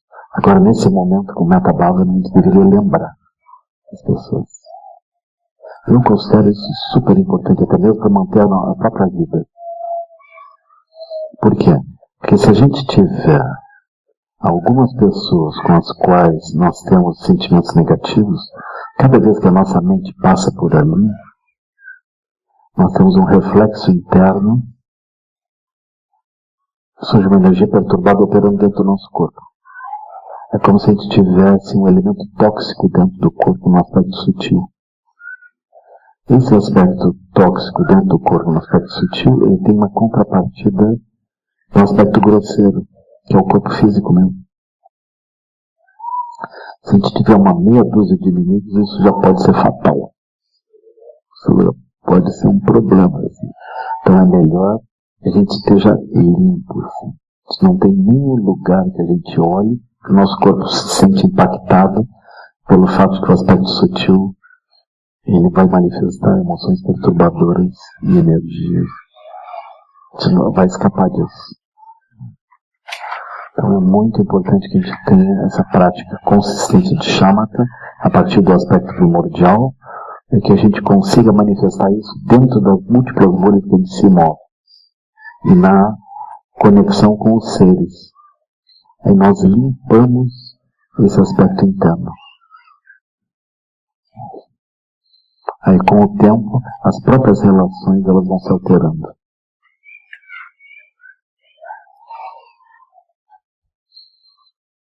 Então isso é Metta Bhavana. Metta Bhavana pode ser uma prática de cura a nível sutil. Cura própria. Cura do outro a nível sutil. O Tokuda-san, ele sugeriu isso. Eu lembro. Ele era um curador a nível físico. Assim, médico, acupunturista. Né? Aí ele dizia, se você tiver uma doença de qualquer tipo, uma doença grave, você trate de pacificar sua relação com todos os outros, todas as pessoas. Se você morrer, você morre melhor. mas você tem uma boa chance de curar. É super importante. Você meta bala, né? Claro, como se faz para absorver esse conflito, esse karma.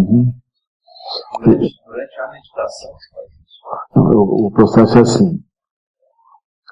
A gente precisaria ter um pouco de habilidade em shamatha. Né? Shamatha baseada na energia primordial. Porque aí, se a gente está baseado nisso, nós podemos olhar para as coisas causais sem que elas nos afetem. Então a gente olha agora pela primeira vez, a gente olha para aquelas relações, para aqueles problemas que aconteceram, desde um ponto primordial. Aí tem uma lucidez naquilo, aí nós vamos sorrir internamente e dizer, as pessoas fizeram isso por confusão, por problemas, por karmas. Que essa pessoa, enfim, seja feliz. Esse caminho que ela está usando, isso não serve para ela. Que ela encontre as verdadeiras causas da felicidade. Daria para dizer que existe um raciocínio com a mente primordial? A gente tem uma base primordial que serve para originar sabedoria sobre o que está acontecendo. Isso nos permite gerar meta-bhavana de forma natural. Se não tiver essa base, pode acontecer assim. Eu olho para uma pessoa que fez coisas negativas comigo, eu digo que ela seja feliz, que ela supere o sofrimento. Aí a gente pode achar meio estranho isso, sabe? Porque a gente está dentro da bolha, né? É assim, mais ou menos assim, que os colorados sejam felizes, que eles tenham bons resultados. Às vezes eu não sei se eu quero isso. É assim. E aí? Como é que fica? Isso é um pouco contraditório. Então esse é o ponto de vista da bolha, né? Agora, se a gente estiver fora da bolha, eles sejam felizes, superem o sofrimento, né? Abandonem a perda de tempo, de ficar torcendo por ti, por favor, encontre as causas verdadeiras da felicidade, e por aí não tem solução. Né? Supere o sofrimento inútil, né? Supere as causas do sofrimento inútil. Assim, pensa. Mas se eu tiver tanta bolha, que eles se ferrem. Quer dizer, que eles sejam felizes. Aí aquilo parece contraditório. Né? A pessoa torce contra mim, quer ver os meus ossos no sol. Né? E eu fico aqui, que ele seja feliz, que ele encontre a felicidade. Mas isso é o pensamento da bolha. O pensamento da bolha, ele tem essa contradição. Mas vamos supor, nós estamos na bolha. A gente diz, por fé no Buda, eu digo que ele seja feliz, que ele supere o sofrimento, contra as causas da felicidade, supere as causas do sofrimento. A gente tem uma sensação de ter uma contradição, mas ainda assim a gente diz. Mas não funciona muito. Mas a gente diz. Lá pelas tantas, pode ser que a gente tenha um flash, um dia que a gente está um pouco melhor, um pouco mais afastado, a gente não descobriu a fonte primordial, mas está numa outra bolha, que seja. E aquilo pode parecer que faz sentido. Assim. Mas é muito triste se a gente não consegue sentar na energia primordial para gerar aquilo. É quando que a gente vai poder ter lucidez? Muito difícil. Aí, Metta Bhavana, se vocês não conseguem praticar Metta Bhavana, vocês estão dentro das bolhas. Peguem os seres terríveis, assim, né? E aí pensa que ele seja feliz. Veja se dá para dizer isso. Você só consegue dizer isso de forma honesta se estiverem fora da bolha. Vocês estão na bolha, não conseguem. Vocês estão jogando dentro da bolha, não tem como. De forma honesta, sim, porque eu também posso dizer que seja feliz, supere o sofrimento. Mas eu não estou achando aquilo muito bom, assim, sabe?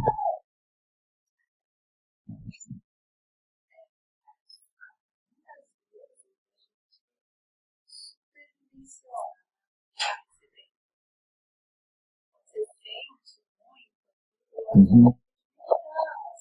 Uhum. Uhum. Com certeza.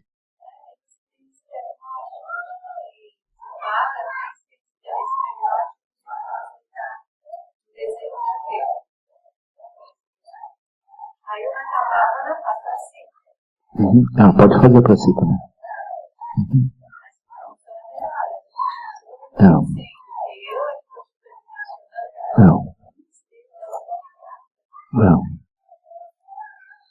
Pode fazer para si.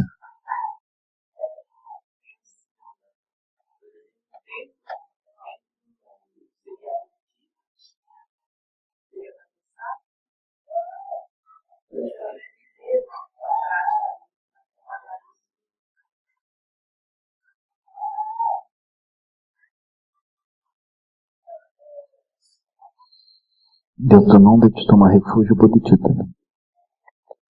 Então, quando a pessoa está fazendo as prostrações, está fazendo o refúgio bodhicitta. Então, ela está olhando assim, que aquelas pessoas, a gente está buscando o benefício do ser. Então, Nata Bhavana tem uma conexão direta com a bodhicitta. Né?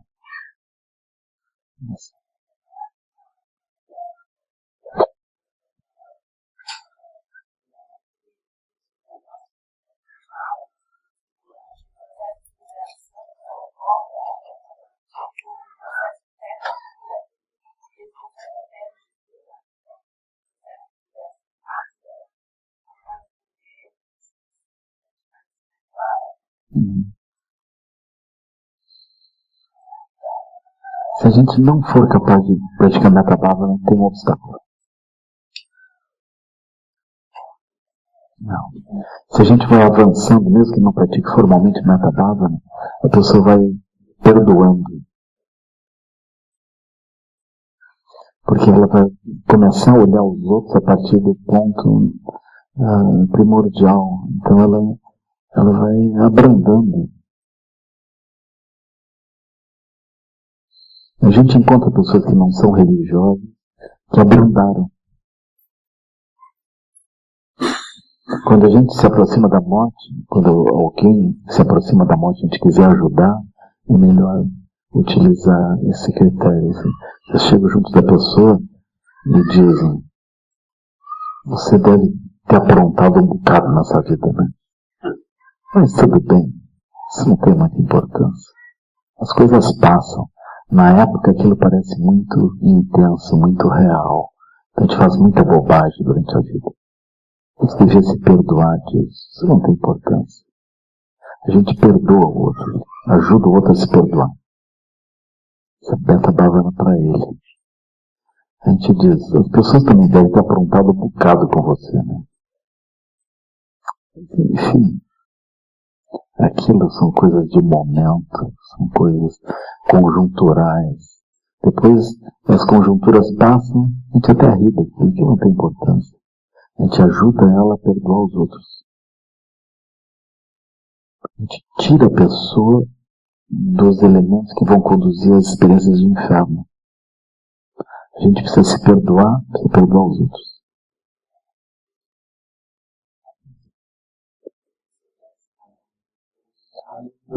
Pode praticar a Metta Bhavana também. A gente precisa ajudar o outro a se perdoar. Quando a pessoa está se aproximando da morte, ela já não está mais no bardo da vida, ela está no bardo do morrer. Quem está no bardo do morrer tem um funcionamento psicológico diferente de quem está no bardo da vida. Né? Aí vocês vão observar assim, nos tempos de agora está tudo muito acelerado. Né? Mas os avós, um tempo antes, né, eles vão percebendo que a energia está baixando, né? Eles não vão se manter por muito tempo. Então era natural as pessoas começarem a doar coisas, né, para os netos e para os outros. Aí chama um e diz, tu gosta desses cristais aqui? Leva. E essas toalhas bordadas pela minha avó, tudo pega isso que é para tataravó, leva isso. Né? Assim. E aí a pessoa começa a ficar feliz em oferecer. Super bonito isso. Então, é que o nosso funcionamento ele começa a mudar. Em vez da gente estar apegado, buscando controle, buscando manifestação, nós estamos agora aliviando o peso, né? A gente se sente melhor, a gente começa a encaminhar aquilo. São coisas que ficariam para trás, a gente vai encaminhando, aquilo toma um rumo. Trabalho no corpo. No mês passado eu tive a oportunidade de ficar no estádio.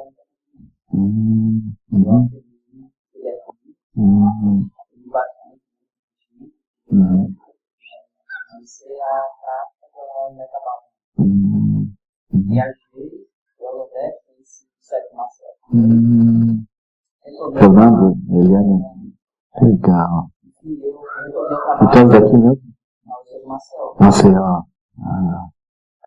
Então, ele tem 14 dias de trabalho, e o meu trabalho em si é muito intenso. Eu atendo passageiro, faço a liberação de aeronave. Todos os dias tem que estar muito. E a prática do metabolismo, para mim, é o resultado, além da prática de manhã cedo, né, a meditação, eu vejo que dias atrás eu senti que será que se eu estou ali entre não mais a raiva, mas o medo na prática, sabe? E recitar, a pessoa que está chegando, ele sabe como reagir, sabe? A reação é sempre, sabe, a reação do passageiro. Ele é passageiro. Ele vai deixar depois de negativo, só depois vai falar. E eu fico realmente faz feito um efeito. Parece que 6 horas de trabalho nesse plano, então Super importante. A resposta é mais clara, não vejo mais conflito, pelo menos na minha área, É importante.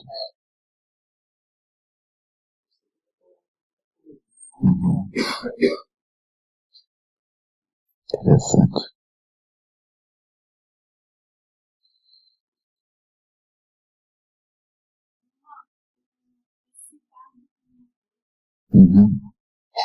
Isso acontece também com a pessoa sofre um acidente, ela passa por esse estágio, Ela passa, mas aí tem períodos variados de tempo onde a pessoa cruza por isso. Provavelmente com um acidente, uma coisa repentina, né? A pessoa morre repentinamente, ela passa por um bardo rápido. Melhor é morrer com calma. Tomar um chá, hoje, amanhã de novo, depois a pessoa não tem pressa, né? A morte é certa, então qual é a razão de ter pressa? Com calma, assim. Eu acho extraordinário, assim, a gente pensar, que todos nós vamos morrer. Um por um, assim, espero que seja um por um, assim, com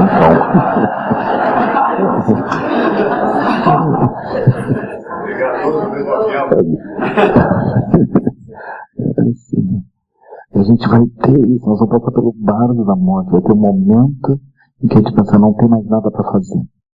Esse é o bardo da morte. Não tem solução. Agora, é isso. Nós vamos cruzar por aí, pessoal. Não quero preocupar ninguém. Né? Mas já que nós estamos falando desse assunto, não... assim. Em 100 anos morrem 7 bilhões de pessoas. É muita morte.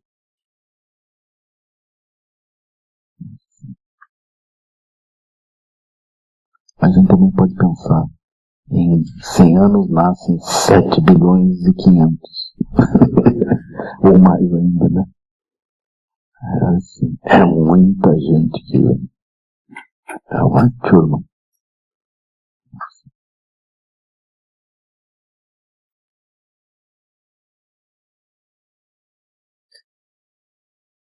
Esse início de vida é complicado.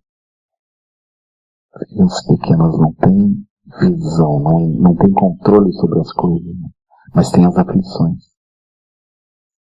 Eles dependem das configurações, mas eles não têm controle nenhum sobre o que vai acontecer. Né? Por isso que eles choram rápido, fácil.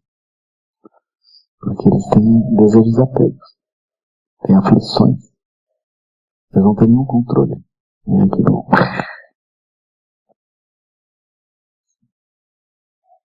A vida não é fácil.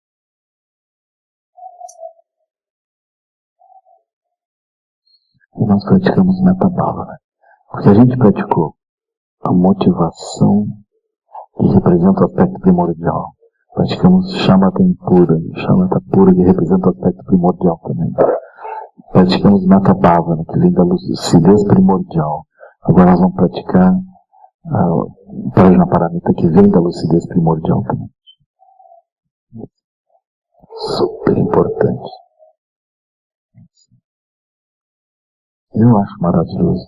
Às vezes eu fico pensando assim, como é raro o samsara dar uma folgazinha para a gente poder focar esse tipo de coisa. Isso é muito profundo. A gente olha em volta, a gente só tem as bolhas, saltitando de uma bolha para outra, uma coisa para outra. Não vai lugar nenhum.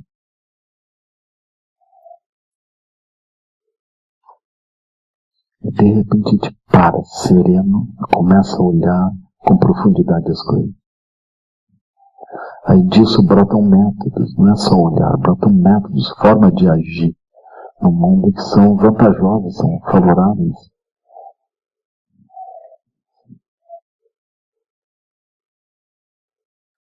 Aí amanhã eu acho que eu consigo ir até o elemento. Acho que eu consigo terminar amanhã. A gente, cruzando o Prajnaparamita, a gente vai. É mais rápido. Essa parte aqui é um pouco mais lenta.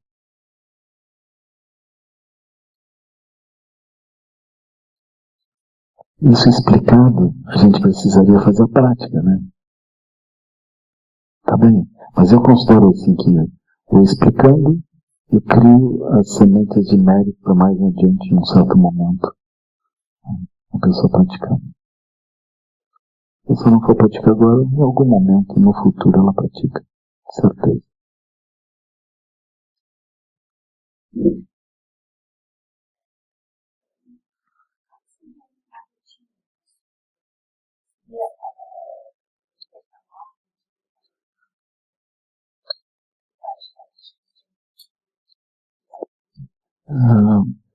Na medida que a gente vai fazendo as práticas, elas vão ficando cada vez mais eficientes, mais rápidas. A gente vai podendo manter aquilo e a nossa prática vai mudando um pouco. É um processo dinâmico, né?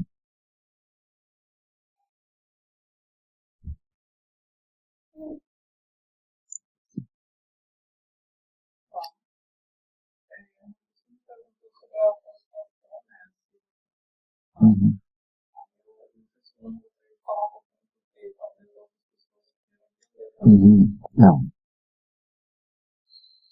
Então, as prostrações, a gente faz o voto de refúgio bodhicitta. O voto de tomar refúgio no aspecto primordial e de manifestar benefício para todos os seres. Então, quando a gente vai até o chão, posta a testa, as mãos e os pés, naturalmente, né, no chão. Aí a gente toma refúgio na natureza primordial, no aspecto primordial. Aí quando a gente se levanta para trazer benefício aos seres. Como a gente faz isso mais ou menos, a gente faz 3 vezes para dar uma... assim, para aquilo ficar mais nítido. Assim. Então esse é o ponto. Né? Esse é o sentido. Isso é uma coisa tradicional, o budismo. E com pequenas variações. Tibetanos e Zen. No Zen, a gente considera o mestre como o Buda.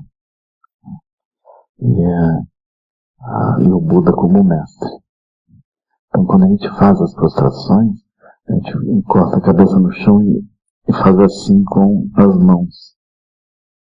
como se a gente tocasse na sola dos pés do mestre. O mestre está sentado com os pés para baixo. A gente encosta assim. Estivesse fazendo prostração na frente do Buda, assim. Toca assim, os pés dele por baixo.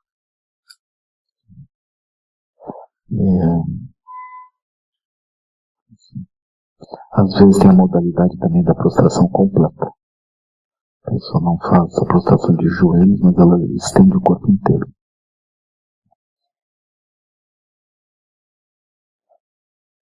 Mas os votos são os mesmos. Até atingir a iluminação, tomo refúgio no Buda, que é as 3 joias, Buda, Dharma e Sangha. Até que o samsara seja esvaziado, trazer benefício e felicidade a todos os seres que foram meus pais. A gente considera todos os seres como pais e mães.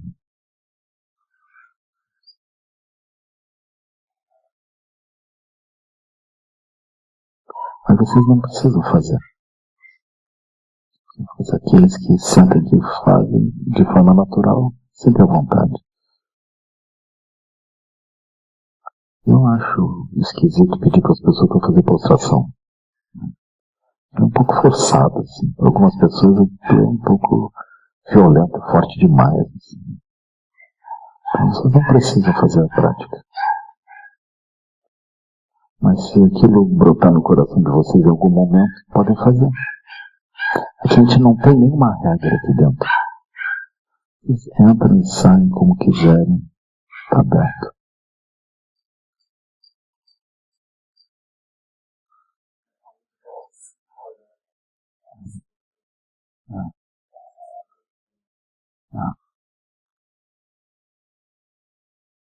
As roupas também. Vocês não precisam usar.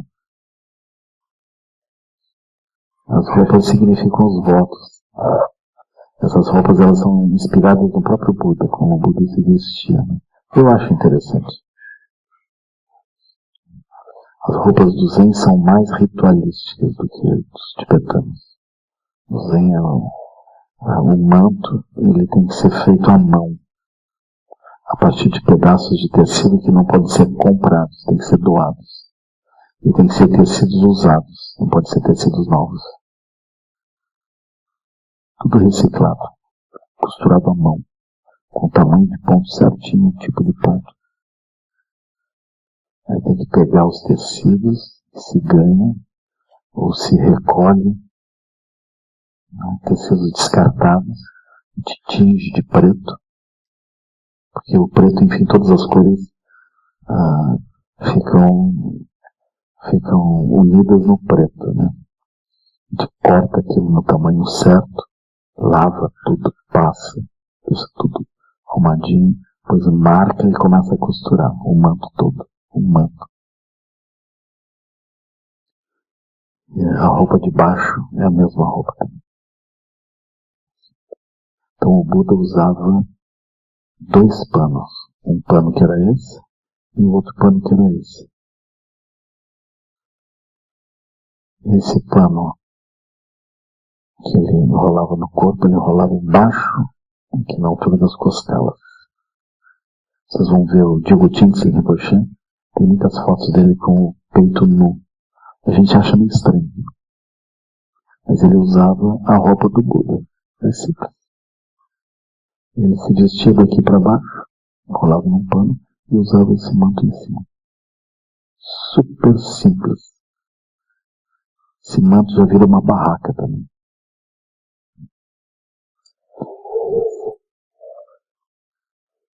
Tem uma forma super simples de viver.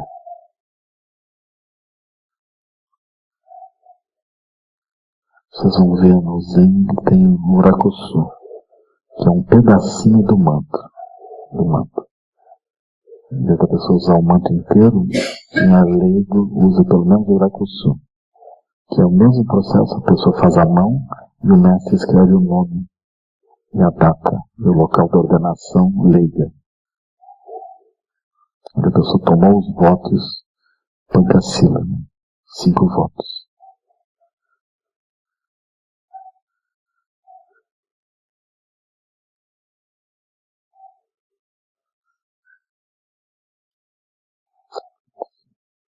Mas esse aspecto mais formal, os mestres eles sempre terminam enfatizando o aspecto sutil e o aspecto secreto. O aspecto da roupa é um aspecto grosseiro, e não é tão importante. O aspecto sutil é mais importante, o aspecto secreto é mais importante. Agora, se existe uma comunidade monástica, é preferível que todos obedeçam um certo tipo de regra. Aí eles vão simplificando tudo, vão padronizando aquele funcionamento. É melhor assim, né?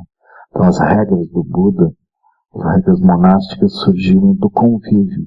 Não brotaram da lucidez primordial. Elas brotaram das circunstâncias kármicas do convívio entre as pessoas. Aí vai surgindo o conjunto de regras. Também o mestre Dogen, ele terminou criando as regras próprias da manifestação do Zen. E os tibetanos também, cada linhagem tem o seu jeito, né? E o jeito das linhagens pode ser bem diferente. E dentro das linhagens, os diferentes grupos podem ser bem diferentes uns dos outros também. Porque o ponto principal é adaptar as circunstâncias, adaptar os ensinamentos às circunstâncias, de tal modo que os ensinamentos eles sobrevivem e tragam benefício.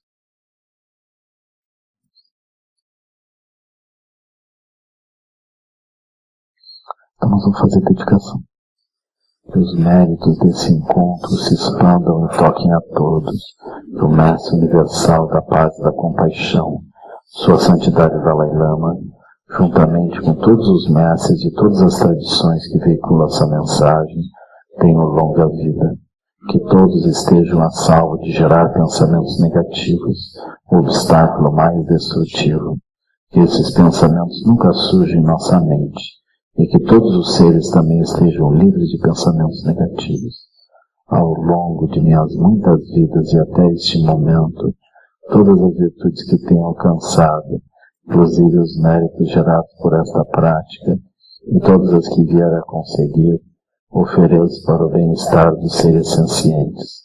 Possam a doença, guerra, fome e sofrimento diminuir para todos os seres, enquanto sua sabedoria e compaixão aumentam nesta em vidas futuras. Possa eu claramente perceber todas as experiências como sendo tão insubstanciais quanto o tecido do sonho durante a noite, e imediatamente despertar para perceber a manifestação de sabedoria pura no surgir de cada fenômeno. Possa eu rapidamente alcançar a iluminação para trabalhar sem cessar pela liberação de todos os seres. Budas e Bodhisattvas em conjunto, seja qual for a sua motivação, sua ação benéfica e preces auspiciosas, seja qual for a sua onisciência, realizações e poderes benévolos, e seja qual for a sua imensa sabedoria, eu que igualmente venho para beneficiar os seres, rogo para que possa alcançar as mesmas qualidades. No momento, possam nem mesmo os nomes doença, fome, guerra e sofrimento ser ouvidos pelas pessoas e nações da terra, mas possam sim sua conduta moral, mérito, riqueza e prosperidade crescer, e possam a suprema bem-aventurança e bem-estar sempre surgir para ela. Inlochosun, Rinloche, Zalin, Sasson, Padagyochosun, Padagmidaldosun, Yelecho. Muito obrigado por enquanto.